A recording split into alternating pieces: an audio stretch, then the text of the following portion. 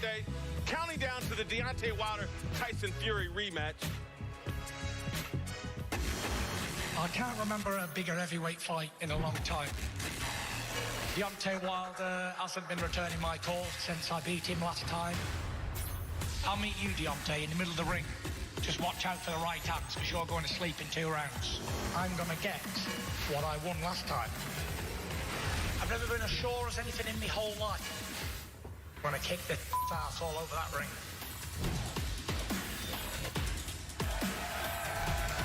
All right, welcome back to Speak For Yourself. We're joined by the lineal heavyweight champion, Tyson Fury, who faces Deontay Wilder this Saturday for the heavyweight championship of the world, only on pay-per-view or via the Fox Sports app. Oh, man, we are honored to have you here. Say it, brother. This is the biggest heavyweight fight since... Dun, dun, dun. It's the biggest heavyweight fight since I can remember, put it that way. A long, long time. Bob Arum was quoted saying it's the biggest since Fraser Ali won. Other people have said since Lennox Lewis, Holyfield. Other people have said since Mike Tyson. Either or, they're all a long time ago. This is the biggest heavyweight fight in recent history, that's for sure. Wow, and since it's a big fight, it's a rematch, you got some changes in your game plan. You changed trainers. You say you're going to weigh 270. Years ago, I used to weigh 270. You don't look 270. What, do I look 370? No, you look less than that. Cheers, mate. But a lot of people think you won the first fight, but you have these changes. Why the changes? You know, because I got a draw last time. It wasn't a win. And a draw to me is as good as a loss. So we're going for the W this time. I've brung in some serious knockout trainers, and we're going to look for the knockout, Kronk style. Now, why the knockout? Detroit, baby, what's up? Okay, I heard you. I heard you. I think Detroit felt that. The second round prediction of a knockout in the fight that you went down a couple times, and it was a draw. Why are you making this bold prediction? Because last time I had 3 years out the ring. I had 2 easy sparring contests, and then I fought Deontay Wilder after being active for 6 months. I couldn't have been at my best. I had to lose 147 pounds before that fight and jump in there with one of the guys who's been made 8 defences of his title. And that Deontay Wilder, in my opinion, was one of probably the best one I've ever seen him. And he still couldn't beat the Gypsy King on my worst night. So, over a year later, he ain't got no chance. I'm going to slap him round the ring, no problem. It's fascinating, though. I mean, Marcellus and I watched that fight together. I believe it was your birthday. And most people believe, like, if not for the knockdowns, you won the fight. So it feels like if you just stay on your feet and stick with the same game plan, you would win. Yeah, but, you know, thinking... I thought I won the fight, but thinking just ain't good enough. You know, I'm here to win. I'm here to put on a great show. You know, I've got thousands and thousands of fans travelling overseas to see a great fight. This is being dubbed as the biggest fight in the last 20 years. So I want to put on a great show here in Las Vegas. I want to give me fans something to cheer for, and I want to go home victorious. But before that, I want to go out with all my fans in Las Vegas and get abs.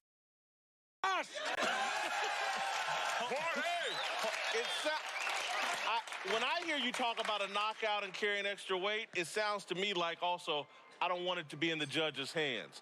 I want to decide this fight. You know, me and Deontay Wilder, we both hold our own destinies right here in both hands.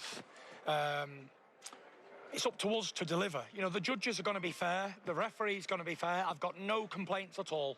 The Las Vegas State Commission are going to do a fantastic job at...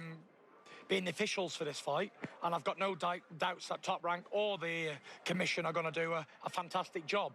But on the night, it's down to me and Wilder. The only 2 men that count, really. Yeah, and look, let's be real. If you were to go into Wilder's camp and they hear that, oh, he wants to be heavier, and he wants it to end early, maybe these punches are really hurting. He needs to get out of there quick. Or what do you say to that criticism? You know, there's no criticism. They can take what they want from me coming in heavy, me looking for a knockout. The one thing I will say, though, is every time I've always looked for a knockout, I've got one. Every time I've took a fighter into a dogfight, I've always won. I've never lost it toe-to-toe with anybody. The only time I've ever been caught is when I've been boxing. So, you know, I don't want to get caught in this one. I don't want to be getting knocked down. I want to drag him into a dogfight from round 1, and we'll see who's got the biggest cojones on the night, that's for sure. You know, in first fight, there was a bit of a racial element to the pre-fight coming up. And boxing has a long tradition of I'm not so sure about that, though. You know, I'm not so sure there was no racism in the fight. I didn't see any. No, not racism, but like there was a racial element to the hyping the fight. They used Great White Hope versus black fighters, a traditional but we're all storyline. human beings. It doesn't matter if you're black, white, pink, or green. We share the same blood. We are humans. This fight isn't a racial war between blacks and whites. This is a fight between the two most high-performance heavyweight on the planet, going toe-to-toe. There's nothing racial about this fight. I've got nothing against Deontay Wilder as a man, and he has nothing against me as a man. But as two fighters, we really want to give it each other. And on Saturday night, we're going to see it! I hear that answer as the fight sells itself. It doesn't need any extra. You got two great fighters who both are looking for knockouts. You don't need any extra. No, we're both undefeated heavyweights in 12-year careers. We both turned pro in 2008. The late, great Emmanuel Stewart predicted both of us would be heavyweight champions of the world. Our paths have crossed before. We've got to draw. We've got to do it again. And I'm really looking forward to it. This is what I was built for, the big fights in Las Vegas. This is my third fight here, back-to-back in Las Vegas. Deontay Wilder fought here last time in Las Vegas. We're putting it all on the line for the fans. You know, me and Deontay, we have a lot to lose.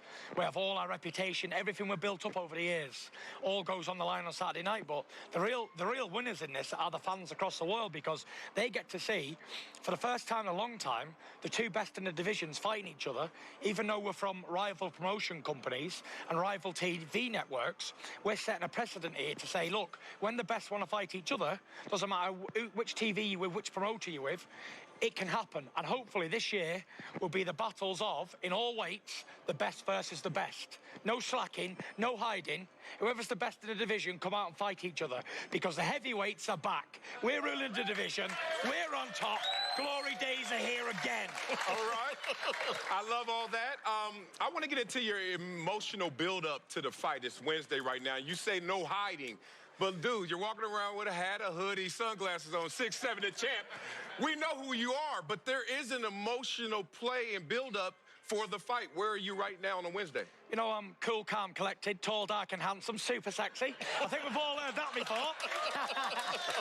You know, I'm cold as ice, honestly. I'm cool. Do you know, it's a fight to me. I've been boxing my whole life. Boxing and fighting my whole life. And before I was coming back for this, I battled the hardest demons that anyone could ever battle. Anxiety, depression, bipolar disorder. And you know what? I'm still here telling the story. I'm still here fighting, so what can defeat me? Why should I be nervous over a boxing fight? You should be so excited, and I want to use your perspective to give us an understanding. You've been boxing your entire life. Yeah. Obviously, this is the biggest fight in terms of promotion and sales, but what does it feel like to you in terms of distance, or how great this is, the spectacle this week compared to fights of old? You know, I boxed in some big fights. I went to Germany, Dusseldorf, to fight Klitschko, who was considered the undisputed heavyweight champion of the world, with 26 title defences in his own country. That was pretty big. 50-odd thousand people at a massive football stadium. I boxed in some really big cards in the UK. I boxed Wilder at the Staples Centre. But, you know, this has a special feeling to it. This is the monster fight of the decade. This is the fight everybody's been waiting to see for over a year now. And you're getting both fighters in the prime. I don't think nothing can compete with this at the moment. This is the biggest fight in contact sports right now. Not just boxing, any sport, anything. This is the biggest thing that's going on right now. And I can't see anything being bigger. You know, we're the two biggest fighters on the planet, including any contact sport. And we're both getting it on, so what's not to like? You say that with such pride, but then the journalist in me says, what if McGregor and Mayweather... Oh, no, too much? No. Too much. Too much? Okay. Too much. So no respect for that. Back off. No They ain't respect. knocking nobody down. No respect for that. Okay. Hey, I want to ask you this. We had Deontay Wilder on the show from the Super Bowl, and it sounds like you two have a mutual respect and kind of halfway like each other. That seems unusual. Do you know what? There ain't no respect. Honestly, I think Deontay Wilder's in it. Okay. You know, I reckon if I started a chant now, this place would go absolutely nuts. Do you want to hear what Wilder is?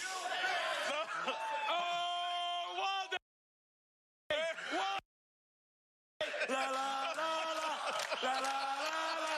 What?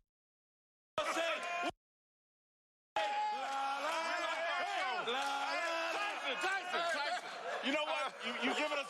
We got to end this interview. Uncle Jimmy. Our show is I don't know gone. if you've ever met Uncle Jimmy, but he's got a couple of questions for you before we let you go. Oh, Uncle you Jimmy. just gonna make me fall in behind that?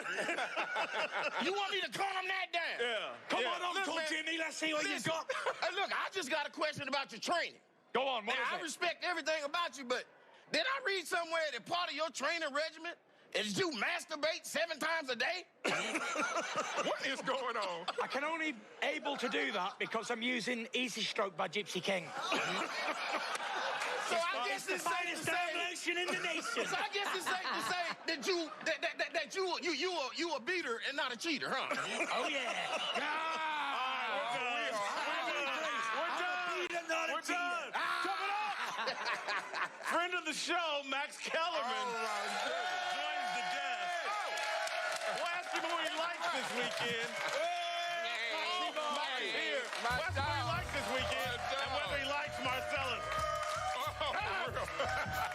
Speak for Yourself is presented by Hyundai. Our last We're coming to you segment live ever. from Las Vegas. More after this, hopefully. Oh, I know, right? Good this.